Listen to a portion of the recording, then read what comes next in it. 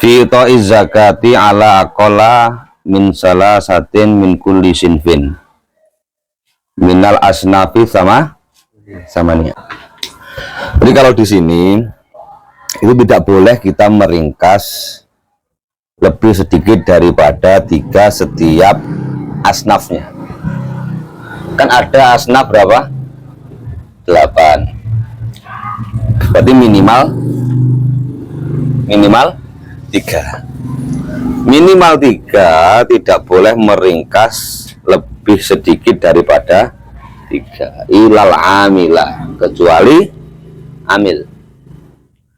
Kalau amil itu sekadar kebutuhan. Kalau amilnya 1 sudah cukup, itu nggak perlu banyaklah lagi. Nah, amil di sini kebanyakan orang maknani amil sini masjid. Nah, maaf, saya mau menjelaskan tentang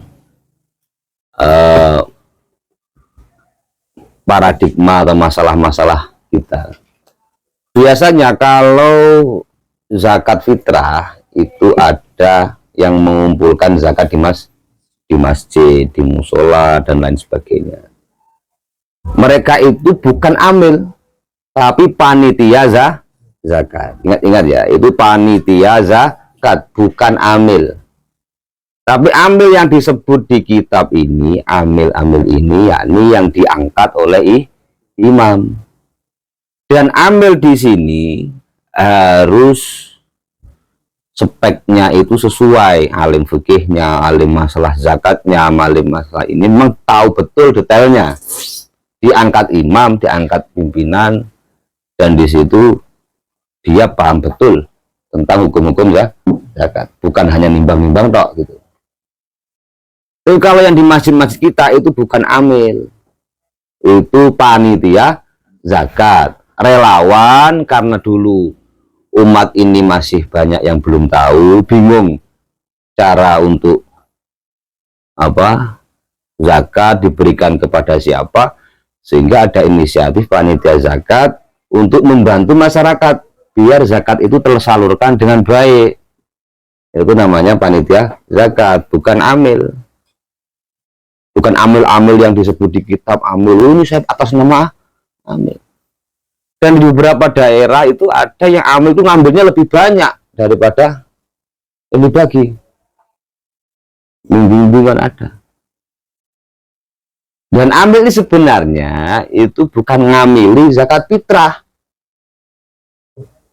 Zakat fitrah itu yang bagus diserahkan langsung kepada mustahiknya, kepada asnafnya, diserahkan langsung. Kalau zakat fitrah ya ada amilnya, zakat mal, dan dulu lengkap, ada yang nagih, ada yang izin dan sebagainya, makanya ada amil.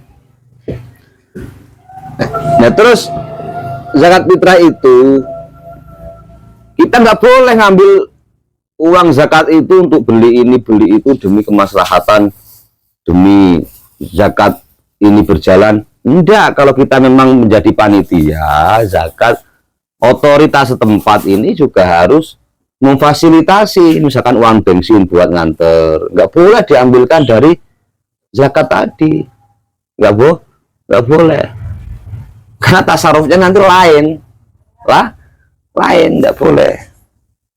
Makanya repot kita itu paradigmanya itu atas nama amil mendapatkan sekian, ya. Nah itu bukan amil, itu panitia zakat. Seandainya orang yang mengatasnamakan amil itu misalkan dapat jatah beras, jatah zakat dari zakat fitrah, nggak usah bawa-bawa atas nama amil, atas nama fakir miskin saja, atas nama fakir miskin saja. Apa beratnya sih? Apa beratnya loh, biasanya tugas ya rada fakir ya rada miskin, wah atas nama fakir miskin dia malah lebih berat daripada mengatasnamakan amil. Tuh, giling-giling. Terus ada juga lagi yang saya mau bahas tentang sabilillah. Kemarin bahas sabilillah. Nah, sabilillah itu siapa? Sabilillah itu apakah orang-orang yang menuju jalan Allah itu sabilillah? Nah, kalau di kitab-kitab di tafsir yang dinamakan sabilillah, yaitu fahum al-huza atau al-ghuza atau al-huza, orang-orang yang perang. Teman cek aja beberapa tafsir-tafsir tentang sabilillah. Tentang sabilillah itu orang-orang yang perang, bukan manusia sabilillah. Itu yang sahih. Atas nama sabilillah begini-begini. Nah. Cuma ada beberapa pendapat. Ada beberapa pendapat. Ya Ustadz, kiai yang kebetulan tanda kutip waktu kata gue. Nah, itu ada yang maknakan sabilillah dimasukkan ke situ. Jadi saya lebih suka atas nama fakir miskin saja lah. Aman. Jadi kalau tafsir sabilillah, tafsirnya ya orang-orang yang jihad, perang, fisabilillah dan mereka tidak mendapatkan gaji per bulan. Paham ya? Alladzi la sahma lahum fi diwanil murtazikah bal hum mutatawwi'una bil jihad. Mereka itu orang-orang yang li'ila'i kalimatillah, berjihad, mutatawwi'un untuk rela atau relawan yang tidak ada gaji dari pemerintah. Diwan murtazikah itu slip gaji per bulan. Nama kamu ada di situ. TNI, polisi itu bukan jihad fisabilillah karena ada gajinya per bulan. Justru malah dulu itu laskar-laskar itu yang nggak ada gajinya, pasukan Hizbullah di era Ansor dulu. Mungkin kalau Banser Ansor yang nggak ada bayarannya, terus perang, jihad, nah itu bisa mendapatkan jatah nopo sabilillah. Tapi kalau yang ada gajinya, yang ada diwanul murtazikah, itu tidak masuk sabilillah yang mendapatkan jatah zakat.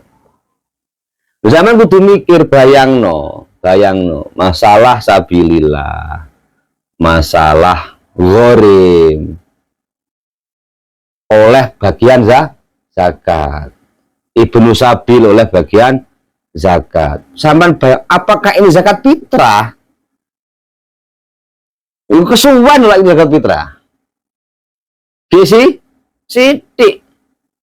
Per wong ngomong 2,5 kilo, enak sih ngomong 2,8 kilo, ada yang mau 3 kilo lebih. Ini ketok lah zakat mal, wis ketok lah zakat mal. Nungguin jauh utangnya akeh. Zakat fitrah ora cukup kan, ora cukup. Jadi ketok lah zakat mal. Dan memang ada badan pengurusnya dulu. Badan pengurusnya. Kalau dulu kan bagaimana orang ini dientaskan dari terlilit hutang. Makanya dapat bagian, dapat ini. Kalau sekarang kan bagaimana orang itu agar terlilit hutang sehingga tanahnya nanti digadaikan ke saya, ben tak tuku tak susui. Kan dulu kan mengentaskan gitu. Eleng-eleng ya, napa?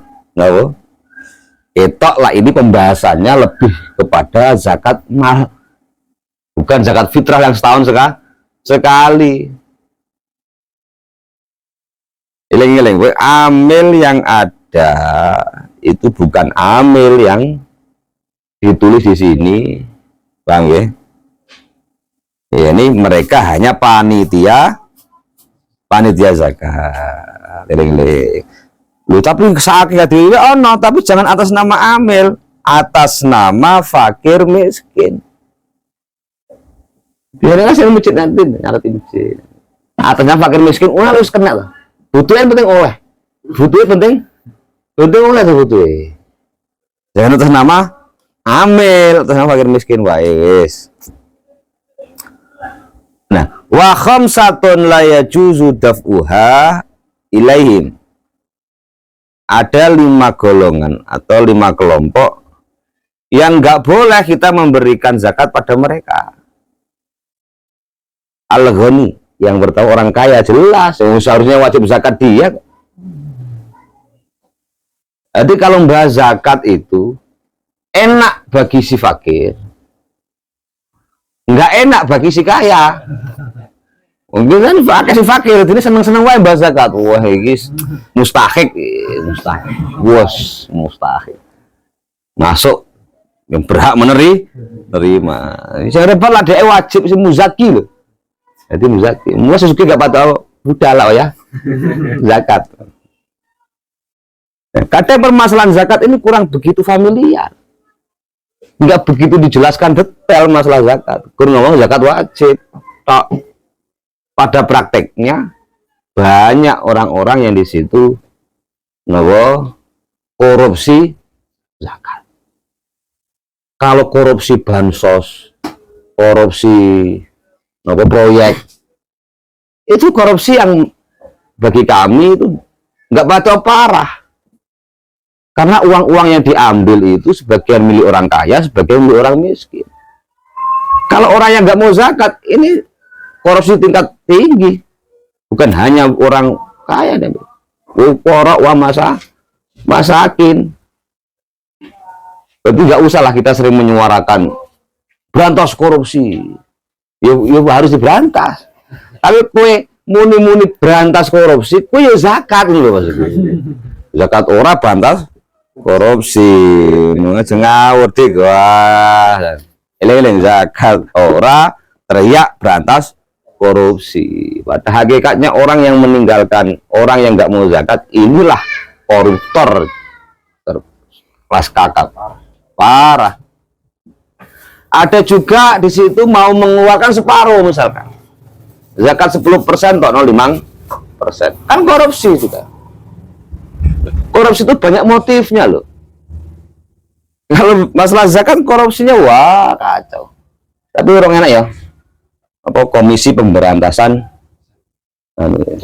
korupsi zakat kan? Angel gitu.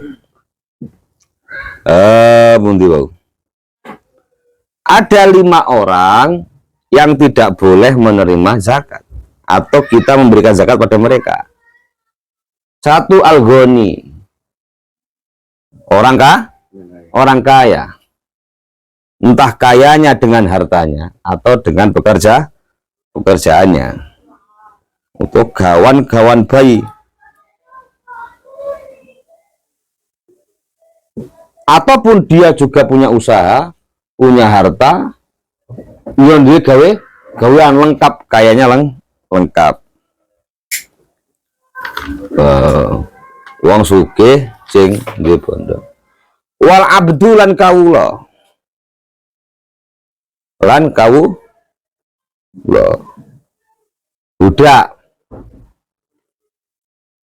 Wa banu Hasim wa banu Muttalib. Bani Hasim, Bani Muttalib. Wal murad bil banin. Fala yajuzu daf'u zakati lahum liqaulihi sallallahu alaihi wasallam inna hadhihi shadaqat innama hiya awsakhun nas wa innaha la tahillu li Muhammadin wala li ali Muhammad la ukhillu lakum ahlal baiti minas shadaqati syai'an inna lakum fi khumusil khumus ma yakfikum au yuhnikum. Dalam kitab ini Bani Hasim, Bani Muttalib kuwi ora oleh nampa zakat.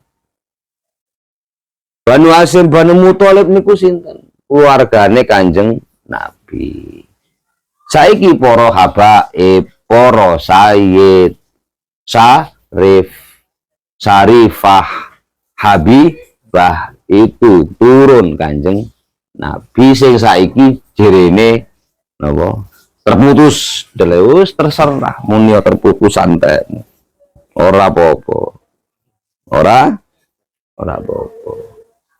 Nggak usah lah kita terlalu bahas itu, menghabiskan waktu kita turun bahas kita. kowe ngaji ora, berbuat untuk negara ndak, manfaati ora, malah mecah belah umat. Nggak usah lah, nggak usah. Wes fokus santri ngaji, biar ngaji, gak usah melok bahas itu. Yang jelas guru-guru kita, Romo Yai siapapun sangat hormat. Tentang Habib bodoh, Habib alim, wis ra bahasan, wis maklum. Maklum, lah goblok ya coba turuti. Lah ngalim ya uten. Tapi kabeh itu hormati. Lha saiki sampean di wong tuwa. Bodoh. Enggak ngalim. Ngalim sampean sama. Mosok kowe arep ra ngurmati wong tuamu. Gara-gara dhek enggak ngalim. Walau kanaka kafiron.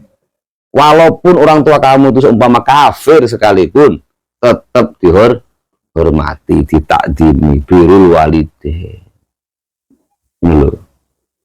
Lo terlepas, masa Habib kok begitu? Nah, enggak Habib pun juga begitu ada.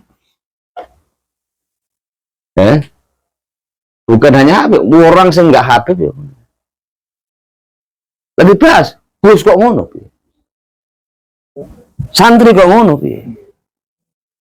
Enggak, maksud saya gitu, ketika sebuah label keistimewaan disematkan pada seseorang, itu jangan kamu kaitkan sesuatu yang nggak ada hubungannya dengan itu, nggak ada hubungannya. Jangan-jangan yang menuduh-nuduh itu pengen diakui, Lawi palsu, ini palsu, terus putus. Secara langsung, iki aku sih bener, iki aku sih nyambung, iki lo saya yang masih nyambung mengalir darah Rasulullah Shallallahu Alaihi Wasallam. Abot Kang, abot. Ketika kita menyandang nasab yang baik, nasab yang mulia, repot, kue elek caci maki, kue api nggak diwai apresiasi. Ini pernah sampai ngaji, insya Allah barokah, paham. Jadi repot, iki dina repot. Nah, humus yang jatah untuk keluarga Nabi hari ini, kan nggak ada, nggak ada jatah dari otoritas negara, kan nggak ada. Kalau dulu ada jatah humus untuk keluarga Nabi, untuk ahli bait Nabi, sehingga di situ nggak boleh menerima zakat karena sudah ada jatah, jatah humus.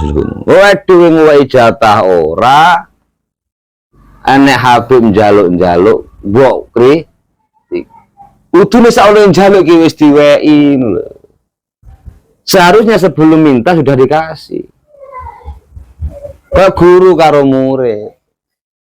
Anak guru yo bayaran, anak guru kon urunan. Senajan ku ya awakmu dhewe misalnya. Itu mbok kritik, ngaji kok bayar. Ngaji kok bayar. Kiai kok njaluk bayar. Asline sing goblok iki kowe suntune saurunge diomong. Iku wis iya. Secara lazimiyah. Ketok ora pantes, terlihat tidak pantas gara-gara seolah-olah guru njaluk bayaran, seolah-olah Habib minta dihormati. Seharusnya sebelum mereka itu seperti itu, Anda sudah mengasihi, Anda sudah menghormati. Paham ya? Paham itu nih. Dan sekarang nggak ada humus nggak ada. Ini saya mau bahas sedikit. Humus nggak ada. Jatah untuk mereka beliau tidak ada. Terus bagaimana? Kalau mazhab Syafi'i entah nggak dapat humus ataupun dapat, tetap nggak boleh menerima zakat. Itu mazhab Syafi'i mazhab kita, karena pakai ausah, itu kotoran, tidak boleh. Nah, cuma ada yang mengatakan boleh. ketika memang sudah tidak dapat lagi humus. Dulu memang ada jatahnya humus, sehingga nggak boleh nerima. Kalau sekarang nggak ada humus jatah untuk keluarga Nabi, untuk anak turun Nabi, ya jadinya boleh menerima, karena nggak ada yang ngasih itu. Itu menurut beliau seperti itu. Nah, di sini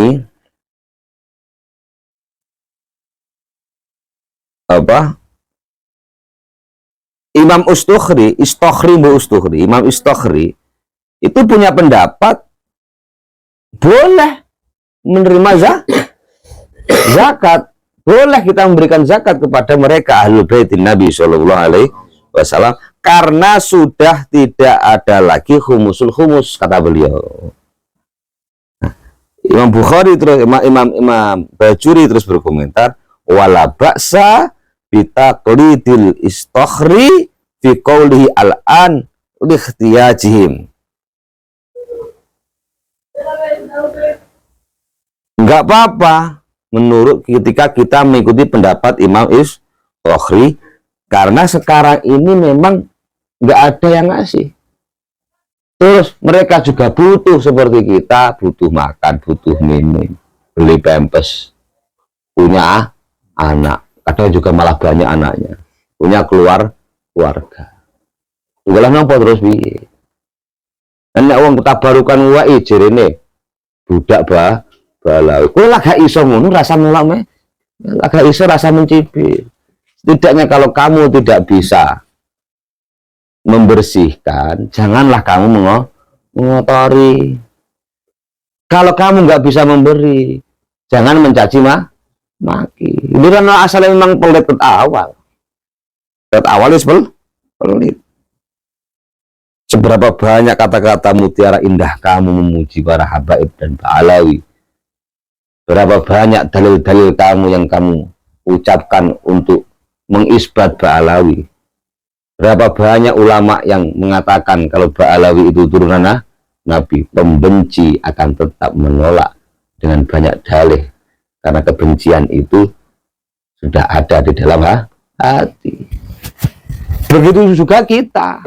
Kalau memang kita mencintai mahabbah ila Rasul, cinta ahli baiti Rasul, ribuan kitab, ribuan hujah, ribuan dalil yang mereka paparkan untuk menjelek-jelekkan kekasih kita, kita pun juga tidak bisa untuk berubah balik membenci. Paham ya? Karena cinta sang pencinta dan sang pembenci ini sama-sama buta dan tuli. Gak bisa kamu menasihati orang yang sedang jatuh cinta. Begitu sebaliknya, kamu juga nggak bisa menasihati orang yang di hatinya ada kebencian, ada hasud, ada iri, ada dengki. Oh, doa ya sini. Saya bilang teman-teman, udahlah. Sebenarnya sudah terbantahkan semua. Itu dia hanya memframing untuk orang itu mengikuti mereka. Ini kan sama-sama toh. Sama. Makanya hari ini yang terbaik, bentengi diri Anda, bentengi keluarga kita, bentengi teman-teman kita dari akidah-akidah dan dari pembenci. Ya, sekarang habaib yang dibenci.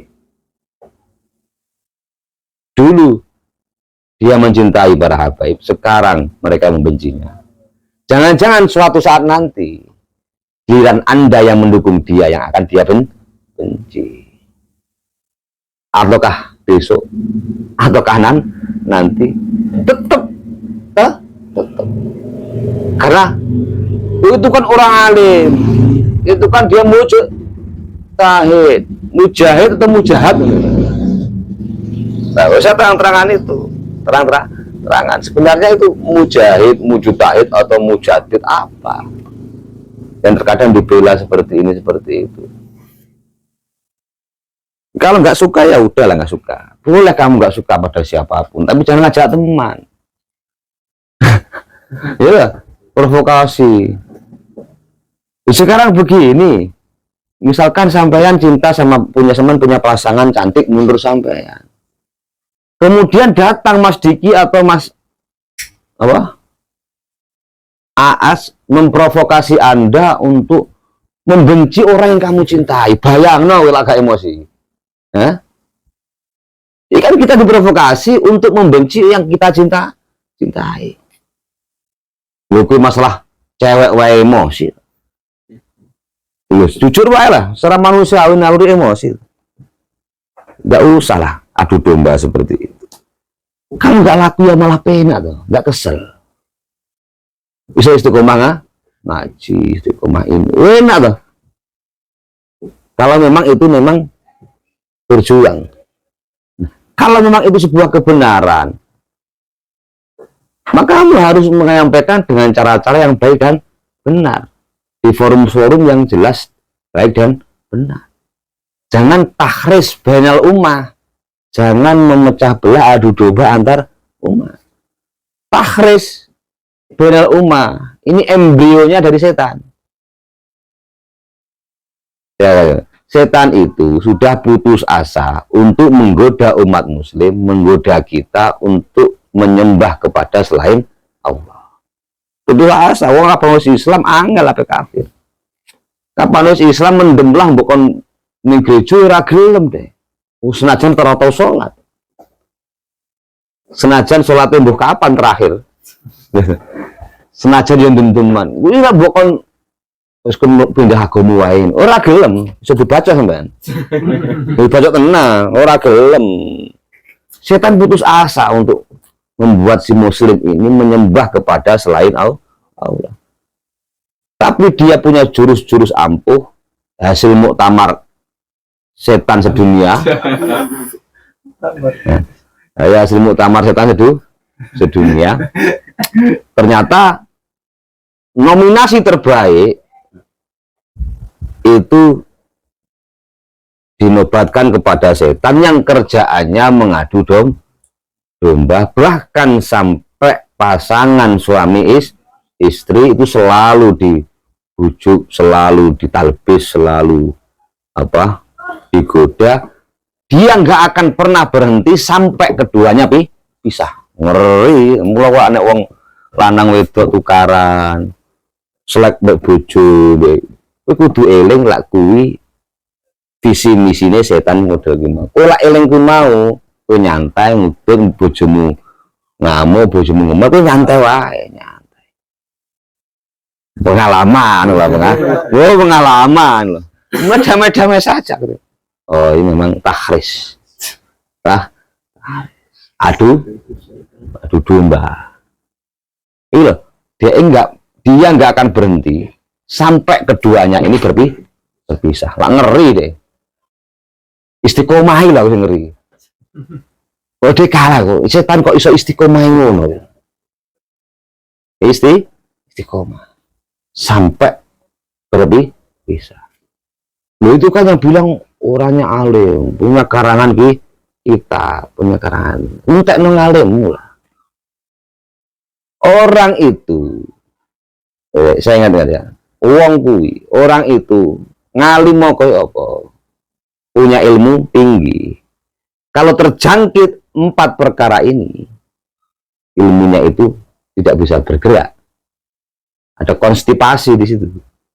Ilmunya nggak berguna. Wong alim lagi apa yang bodoh? Nggak perlu penyakit loh bodoh. Orang alim kalau terjangkit 4 perkara ini, mengidap 4 penyakit ini, nggak berguna ilmunya. Laung bodoh Pak, ya nggak perlu laung bodoh, nggak ada penyakit wis goblok. Jelas ya. Wis bodoh nggak usah ada penyakit mesti ngalim kena penyakit kuye nggak guna ilmu nih koneh orang nggak perlu. Bodoh kis penyakit loh, nggak perlu. Masa penyakit ketemu penyakit, bodoh kis penyakit. Berapa ya? Nah, orang kok alim, wong deng ilmu, kalau terjangkit 4 penyakit ini, percuma ilmu. Yang pertama apa? Hubul jah, cinta popularitas, cinta sanjung sanjungan, woi ngalim, woi hebat, hubul jah atau hubudun dunia, hubul mal yang kedua, cinta harta, cinta popularitas, kedua cinta seneng dunia, cinta harta. Pak, ini hukumnya haram. Oh ya, bisa dibantu. Oh ya, makruh saja, makruh. Kalau rodok kandel, oh, mubah. Hah? Iya. Jadi mubah, haram jadi makruh. Rodok kandel sidik makruh jadi mubah. Wah, indah jadi sunnah malah. Waduh, kacau. Makanya ada fatwa pesanan wani biro, fatwa pesanan demong, cinta popularitas, cinta harta. Yang ketiga, khauful fakri, takut miskin. Wadimlah melarat. Waduh, piye, udah aduh, piye. Yang keempat, khauful maut, takut mati.